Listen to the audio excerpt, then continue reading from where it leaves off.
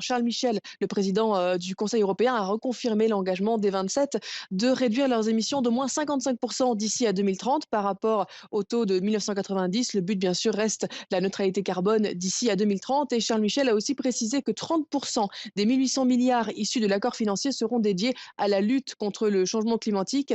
De son côté, le Premier ministre britannique Boris Johnson a promis de réduire ses émissions de CO2 de 68% d'ici à 2030. Le Royaume-Uni va aussi arrêter dès que possible, a-t-il dit, de soutenir financièrement des projets d'énergie fossile. Alors, il y a une formule qui revient souvent cet après-midi, celle d'une relance verte après la pandémie.